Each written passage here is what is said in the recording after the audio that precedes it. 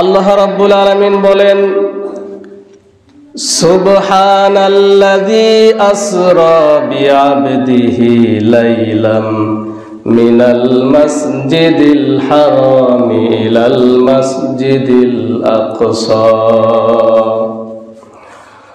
ওই মহান আল্লাহ রাব্বুল আলামিন, যিনি সমস্ত প্রকারের দুর্বলতা অক্ষমতা থেকে পবিত্র, ওই আল্লাহ রাব্বুল আলামিন আমার আপনার নবীকে একেবারে বাইতুল্লাহ থেকে বাইতুল মাকদিস পর্যন্ত নবীজিকে ইসরার করিয়েছেন।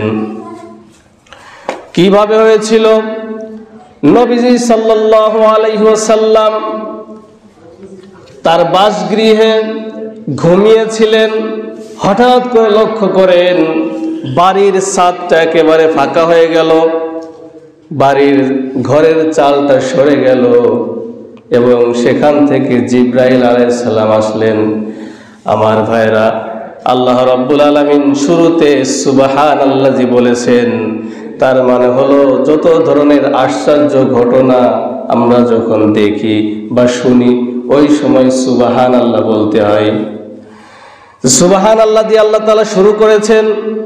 ব্যাপারটা লক্ষ্য করেন, ইতিপূর্বে জিবরাইল আলাইহিস সালাম নবীজির কাছে এসেছেন, ঘরের দরজা দিয়ে এসেছেন বা স্বাভাবিকভাবে এসেছেন, কিন্তু আজকের আশাটা কি স্বাভাবিক ছিল নাকি? আজকের আশাটা কিন্তু স্বাভাবিক নয়। চাল সরে গেল, ছাদ সরে যাওয়ার পরে জিবরাইল আলাইহিস সালাম ওই দিক দিয়ে আসলেন।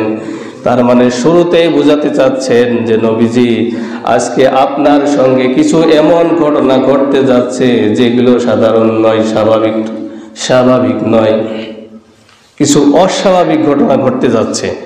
এই জন্য একেবারে শুরু করলেন অস্বাভাবিক ঘটনা দিয়ে, তাই না? আল্লাহর নবীর কাছে জিবরাইল আলাইহিস সালাম আসলেন, এসে নবীজিকে সেখান থেকে নিয়ে চলে গেলেন কাবার চত্বরে, হাতিমে কাবায় নিয়ে শোয়াই দিলেন। এবার সেখান থেকে আমার ভাইয়েরা ভালো করে লক্ষ্য করেন, সেখানে নবীজিকে চিৎ করে শোয়াই দিয়ে এভাবে বুক থেকে নাভি পর্যন্ত চিরে ফেললেন। চিরে ফেলার পরে এবার সেখান থেকে নবীজির হাড়টাকে বের করে, হৃদয়টাকে বের করে জমজম কূপের পানি দিয়ে সেগুলোকে ধৌত করলেন, পরিষ্কার করলেন। এরপরে ঈমান এবং হিকমত দিয়ে পরিপূর্ণ একটা সোনার প্লেট আনা হলো। প্লেটে ঈমান এবং হিকমতে ভরপুর ছিল। সেটাকে এবার নবীজির বুকের ভিতরে ঢেলে দিয়ে এবার সেলাই দিয়ে দিলেন। আমার ভাইয়েরা ভালো করে লক্ষ্য করেন, শুরুতেই আল্লাহ তাআলা সুবহানাল্লাহ বলেছেন, তার মানে বোঝা গেল যে এখানে আশ্চর্য ধরনের কিছু ঘটতে যাচ্ছে। এটা কি স্বাভাবিক কিছু? এখান থেকে এই পর্যন্ত চিরে ফেলে দিলেন, হাড়টাকে বের করলেন, ওপেন হার্ট সার্জারি করার পরে আবার লাগাই দিলেন। অটোমেটিকলি নবীজি ওই সময় সুস্থ হয়ে গেলেন। এটা যদি দুনিয়ার কোনো ডাক্তার করতে যেত আর রোগী যদি আমি আপনি হতাম, তাহলে সর্বপ্রথম আমাদেরকে অপারেশন থিয়েটারে নিয়ে যাওয়া লাগতো, এরপরে বেহুশ করা লাগতো, এরপরে ডাক্তার সুন্দর করে ওপেন হার্ট সার্জারি করার পরে 2 দিন পরে জ্ঞান ফিরত। এরপরে 1 সপ্তাহ পর্যন্ত কোনো নড়াচড়া করা যাবে না। আমার ভাইরা লক্ষ্য করেন, আমার নবীজির ওপেন হার্ট সার্জারি করার সঙ্গে সঙ্গে নবীজির শুয়ে থাকার কোনো প্রয়োজন হলো না, আবার জ্ঞানটাও অনেক দেরিতে ফিরলো, এরকমটা নয়। নবীজি সঙ্গে সঙ্গে সুস্থ হয়ে গেলেন। এবার সেখানে বুরাক আনা হলো। কি আনা হলো? বুরাক। নবীজি, আমরা জানি যে নবীজি মেরাজে গিয়েছিলেন কিসে? বুরাকে। বুরাকটা কেমন? নবীজি বলেন বুরাক আনা হয়েছিল।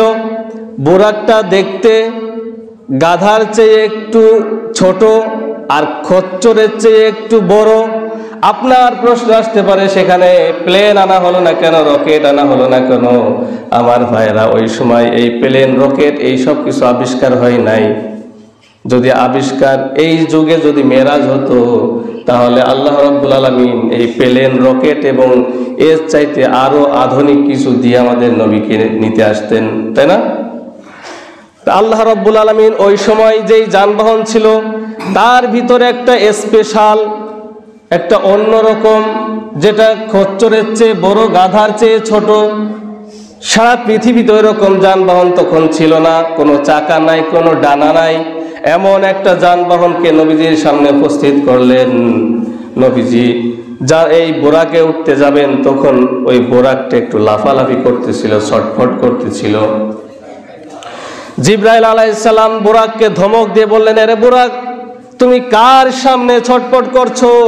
কার সামনে তুমি লাফালাফি করছো? তুমি কি জানো নাকি যেই লোক, যেই নবী আজকে তোমার পিঠে সওয়ার হতে যাচ্ছেন, আল্লাহ রাব্বুল আলামিনের কাছে এই লোকের চাইতে দামি কোনো মানুষ নাই, দামি কোনো বস্তু নাই। বোরাক এই কথা শোনার সঙ্গে সঙ্গে ঠান্ডা হয়ে গেলেন। শুধু ঠান্ডাই নয়, বোরাক এবার ভয়ে, লজ্জা পেয়েছেন, আগে ছটফট করছেন, এবার ভয় পেয়ে গেছেন। ওরে সর্বনাশ, কাকে নিতে আসছি তাহলে? বোরাক এবার একেবারে ঘেমে গেছে। এখান থেকে শুরু হয়ে গেল। তো এবার আসেন, এই মেরাজটা কেন হয়েছিল আরেকটু পিছনে যাই আমরা। এই মেরাজ হয়েছিল হিজরতের বছর খানেক আগে। নবীজি নবুয়ত পেয়েছেন কত বছর বয়সে? 40 বছর বয়সে। নবুয়ত পাওয়ার পরে মক্কাতে ছিলেন নবীজি 13 বছর। কয় বছর? 13 বছর পরে নবীজি হিজরত করে কোথায় গেলেন? মদিনায় গেলেন। সেখানে যে জীবিত ছিলেন 10 বছর। তাহলে মোট 10 আর 13 23, আর আগে 40, মোট 23 বছর, 63 বছর। তো এই মদিনায় হিজরতের বছর খানেক আগে এই মেরাজটা হয়েছিল। মেরাজটা কেন হলো ভালো করে লক্ষ্য করেন। নবীজি যখন নবুয়ত প্রাপ্ত হন, যখন নবীজির কাছে ওহী আসলো, নবীজি ভয় পেয়ে গেলেন। সঙ্গে সঙ্গে নবীজি বাড়িতে গেলেন, যে খাদিজার কাছে বলতেছে, এই অবস্থা, আমি তো অনেক ভয় পেয়েছি, আমার জ্বর এসে গেছে, আমাকে কম্বল দিয়ে, চাদর দিয়ে দ্রুত ঢেকে দাও। হযরত খাদিজা রাদিয়াল্লাহু তাআলা আনহা তখন কি বলেছিলেন ভালো করে লক্ষ্য করেন, যে নবীজি, আপনি যে অবস্থা দেখেছেন এটা কোনো শয়তানের পক্ষ থেকে নয়, কারণ আপনি বিধবাদেরকে আশ্রয় দান করেন, বস্ত্রহীনদেরকে কাপড় দেন, আপনি এতিম মিসকিনদেরকে পাশে দাঁড়ান, আপনি অসহায়দের পাশে দাঁড়ান, আপনি আত্মীয়তার বন্ধন ঠিক রাখেন। এতগুলো সার্টিফিকেট দিয়ে বলতেছেন শয়তান আপনাকে অনিষ্ট করতে পারে না, শয়তান আপনাকে অনিষ্ট করতে পারে না। ভালো করে লক্ষ্য করেন, নবীজিকে সান্ত্বনা দিচ্ছেন কিভাবে। শুধু এই পর্যন্তই নয়, এরপরে আরো অনেক ঘটনা। ওনাকে নিয়ে তার চাচার কাছে গেলেন, সেখানে যাওয়ার পরে কিছু কথা হলো। তো যাই হোক, এই খাদিজা রাদিয়াল্লাহু তাআলা আনহা, উনি ছিলেন ওই সময় মক্কার একজন বড় ধরনের একজন ব্যবসায়ী, একজন শিল্পপতি। ওনার যত সম্পদ ছিল সব কিছু বিশ্বনবী সাল্লাল্লাহু আলাইহি সাল্লামের পায়ে ঢেলে দিয়েছিলেন, এবং আর্থিকভাবে এবং মানসিকভাবে নবীজিকে সব সময় শেল্টার দিতেন। এরপরে তো কিছুদিন পরে খাদিজা রাদিয়াল্লাহু তাআলা আনহার ইন্তেকাল হয়ে যায়। ইন্তেকাল হয়ে যাওয়ার পরে নবীজি অনেক কষ্ট পান, নবীজির হৃদয়টা ভেঙে যায়। এরপরে চাচা আবু তালেব, নবীজির প্রিয় চাচা হযরত আবু তালেব রাদিয়াল্লাহু তাআলা আবু তালেব তো ইসলাম গ্রহণ করেন নাই, তাই না? আবু তালেব নবীজির সবচেয়ে প্রিয় চাচা, চাচাদের ভিতরে সবচেয়ে বেশি মহব্বত করতেন, ভালোবাসতেন, এবং সব দিক দিয়ে মানসিকভাবে এবং আর্থিকভাবে নবীজিকে শেল্টার দিতেন। কে? আবু তালেব। উনি মুসলমান হন নাই। তা আবু তালেব তার নিজের ছেলে আলীর চাইতেও তার ভাতিজা হযরত বিশ্বনবী সাল্লাল্লাহু আলাইহি সাল্লামকে বেশি ভালোবাসতেন, এবং বলতেন যে ভাতিজা, আমি যতদিন বেঁচে আছি তুমি তোমার দাওয়াতি মিশন চালিয়ে যাও, আমি বেঁচে থাকতে তোমার কোনো সমস্যা নাই। তো কিছুদিন পরে হযরত আবু তালেবের ইন্তেকাল হয়ে যায়। এরপরে আবু তালেবের যখন ইন্তেকাল হয়ে গেল, এদিকে চলে গেল খাদিজা রাদিয়াল্লাহু তাআলা আনহা। চলে গেলেন আবু তালেব। নবীজির হৃদয়টা খুবই ভেঙে আছে।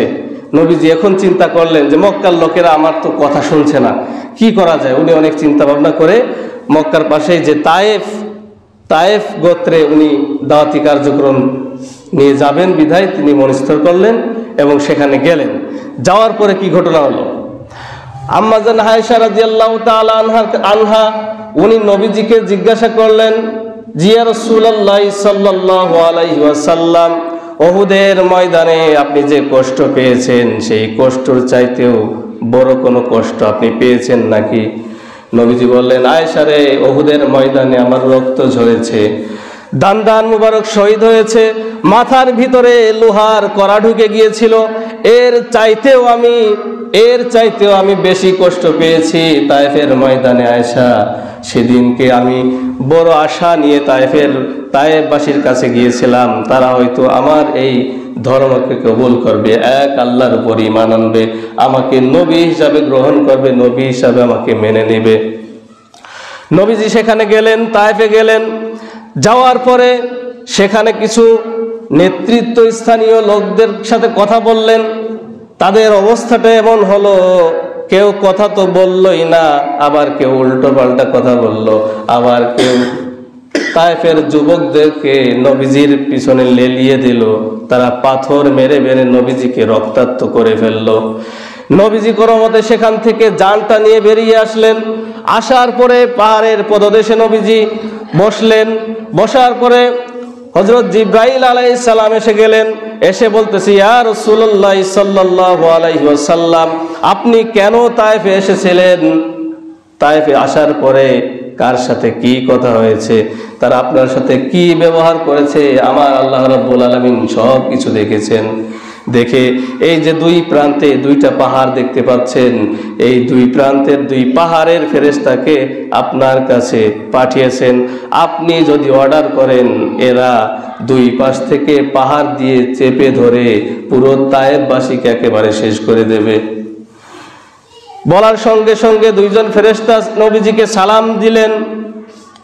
সালাম দেওয়ার পরে অনুমতি চাইলেন, কিন্তু আপনার নবী অনুমতি দিলেন না। বললেন, যেই কথাটা বললেন কত সুন্দর কথা রে, তায়েফবাসী আমাকে চিনতে পারে নাই, কিন্তু আমি আল্লাহ রাব্বুল আলামিনের কাছে আশা রাখি এই তায়েফের বংশধরের মধ্যে এমন লোক আল্লাহ তাআলা পাঠাবেন যারা আল্লাহ রাব্বুল আলামিনকে এক বলে স্বীকার করবে, আমি নবীকে নবী হিসাবে মেনে নেবে, আল্লাহকে এক বলে স্বীকার করবে, আল্লাহর উপর ঈমান আনবে, আমার নবুয়তকেও তারা মেনে নেবে, স্বীকার করবে। এমন লোক আল্লাহ তাআলা দুনিয়াতে পাঠাবেন, তায়েফবাসীদের মধ্যে পাঠাবেন।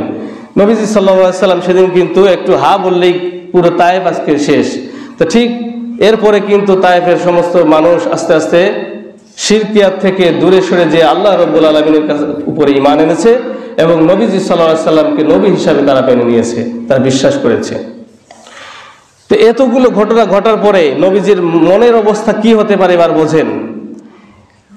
আপনার ছেলে মেয়েরা যদি কখনো কষ্ট পেয়ে থাকে, মনে আঘাত পেয়ে থাকে, আমরা তাদের কষ্টকে দূর করার জন্য বিভিন্ন সময় বিভিন্ন সারপ্রাইজ দিয়ে রাখি, বিভিন্ন সময় বিভিন্ন গিফট করি, বিভিন্নভাবে তাদের মনের দুঃখটাকে দূরে সরানোর চেষ্টা করি, তাই না?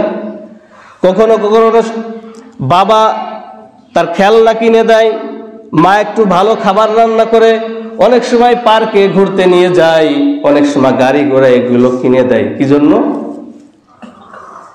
ছেলে বা মেয়ের মনের কষ্টকে দূর করার জন্য, তাই না?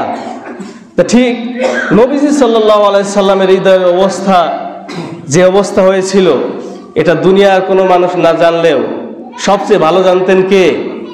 আল্লাহ রাব্বুল আলামিন। এই জন্য আল্লাহ রাব্বুল আলামিন নবীজিকে সারপ্রাইজ দেবেন, গিফট দেবেন।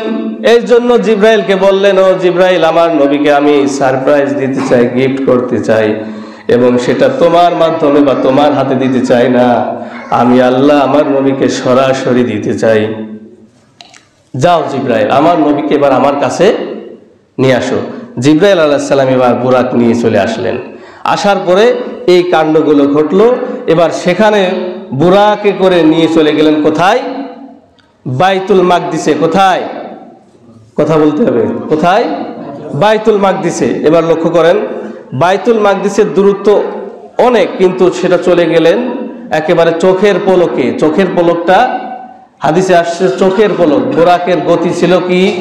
চোখের পলক। চোখের পলকটা কি? আমরা দেখেন, হ্যাঁ, চাঁদ কত দূর, সূর্য কত দূর, আমরা তাকানোর সঙ্গে সঙ্গে আমাদের দৃষ্টি অত দূর চলে যাচ্ছে। তো চোখের পলক বা চোখের দৃষ্টি যত দূর যেত, এক এক মানে চোখের পলকে এই বুরাক অত দূর চলে যেত। তো যাই হোক, এরপরে চলে গেলেন তিনি বাইতুল মাকদিসে। বাইতুল মাকদিসে যে নবী সাল্লাল্লাহু আলাইহি সাল্লাম বলেন যে আমার এই বাহন বুরাকের রশিটা ওই জায়গায় বেঁধেছিলাম যেখানে অন্য অন্য লোক এসে বাইতুল মাকদিসে নামাজ পড়তে আসতো, এসে যেই খুঁটির সঙ্গে তারা তাদের বাহনকে বেঁধে রাখতো, আমিও সেখানে বেঁধে রাখলাম। বেঁধে রাখার পরে এখন সেখানে আল্লাহ রাব্বুল আলামিন সমস্ত নবীদেরকে উপস্থিত করলেন। উপস্থিত করার পরে সেখানে 2 রাকাত নামাজ হয়েছিল।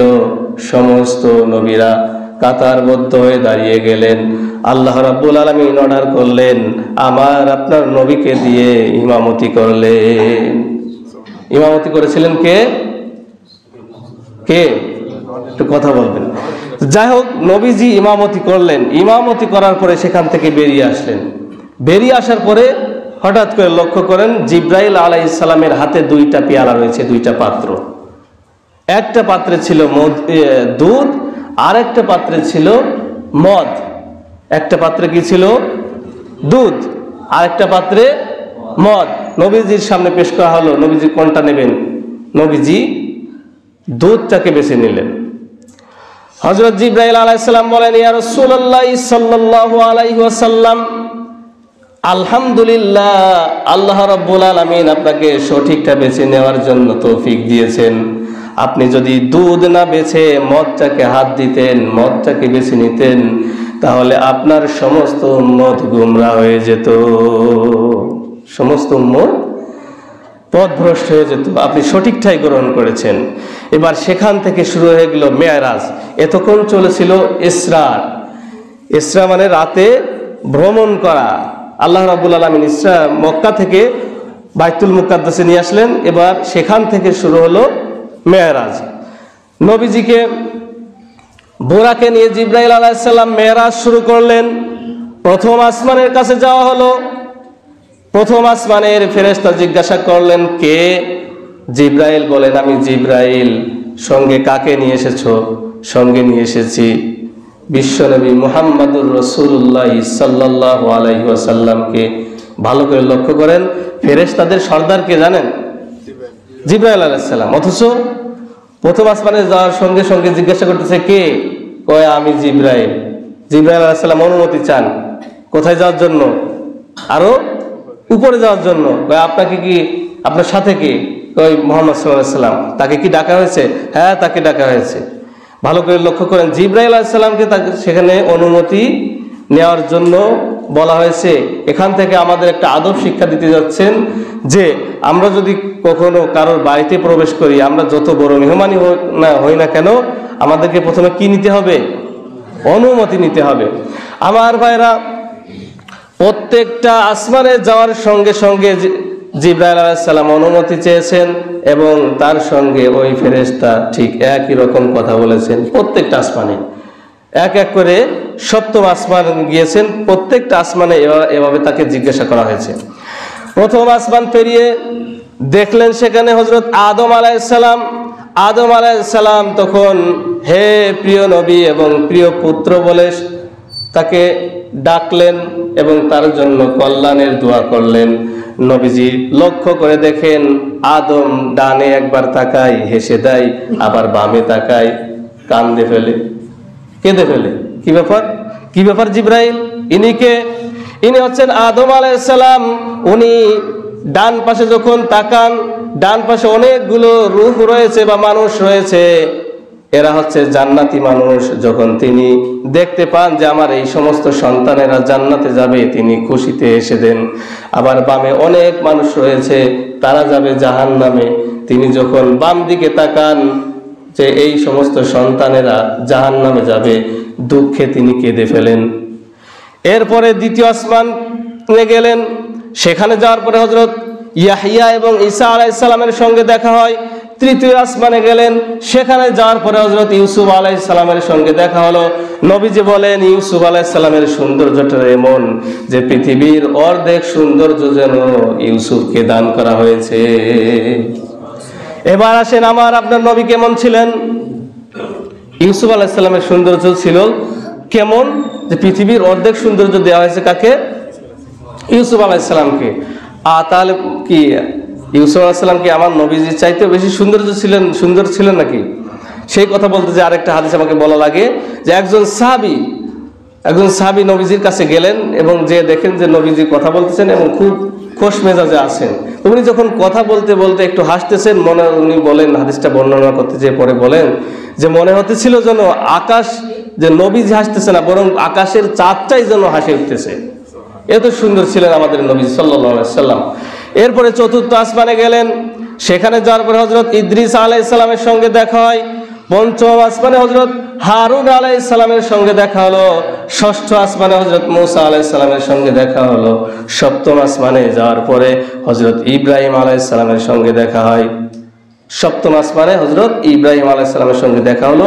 এই যে নবীদের সঙ্গে দেখা হচ্ছে, কথা হচ্ছে, তারা নবীজির জন্য দোয়া করতেছেন। এবং সেখান থেকে যখন আরেকটা আসমানে উঠতে যাবেন তখন জিবরাইল আলাইহিস সালাম ওই ফেরেশতার কাছে অনুমতি নিতে যাচ্ছে এবং প্রত্যেকটা আসমানের ফেরেশতাই একই প্রশ্ন করতেছে আমার নবীকে, আমার নবী সাল্লাল্লাহু আলাইহি ওয়াসাল্লামের সাথে যে জিবরাইল রয়েছে, জিবরাইলকে। যখন সপ্তম আসমানে যে নবীজি হযরত ইব্রাহিম আলাইহিস সালামকে দেখলেন, উনি লক্ষ্য করে দেখেন সেখানে বাইতুল মামুর নামে একটা মসজিদ রয়েছে এবং ইব্রাহিম আলাইহিস সালাম মসজিদের সঙ্গে হেলান দিয়ে বসে আছে। বাইতুল মামুর হচ্ছে এমন মসজিদ যেখানে প্রতিদিন 70,000 ফেরেশতা ইবাদতের জন্য বা তওয়াফ করার জন্য সেখানে ঢোকে। আর যেই ফেরেশতা একবার ওই মসজিদ থেকে বের হবে, কিয়ামত পর্যন্ত আরেকবার ঢোকার চান্স পাবে না। তাহলে ফেরেশতাদের সংখ্যা কত এবার বুঝে নেন। এবার আসেন, হযরত ইব্রাহিম আলাইহিস সালাম নবীজির সঙ্গে দেখা হলো। ইব্রাহিম আলাইহিস সালাম বলেন, হে প্রিয় নবী এবং প্রিয় পুত্র। আর সর্বপ্রথম হযরত আদম আলাইহিস সালামের সঙ্গে দেখা হয়েছিল, তিনিও বলেছিলেন, হে প্রিয় নবী এবং প্রিয় পুত্র। তার মানে বোঝা যায়, এই হাদিস থেকে বোঝা যায় ইব্রাহিম আলাইহিস সালাম আর হযরত আদম আলাইহিস সালাম হচ্ছে আমাদের পিতা। আদম আলাইহিস সালাম আমাদের আদি পিতা, ইব্রাহিম আলাইহিস সালাম হচ্ছেন জাতির পিতা। ইব্রাহিম আলাইহিস সালাম কিসের পিতা? একটু জোরে বলতে হবে, এতদিন না ভয় পেয়েছে জাতির পিতা বলতে গেলে সমস্যা হতো, এখন কি আর সমস্যা আছে নাকি? ইব্রাহিম আলাইহিস সালাম হচ্ছেন আমাদের জাতির পিতা। তো লক্ষ্য করেন, ইব্রাহিম আলাইহিস সালাম সেখানে, আমার কিন্তু সময় শেষ, আমি অল্প একটু সময় নিয়ে এই পর্যন্ত শেষ করব।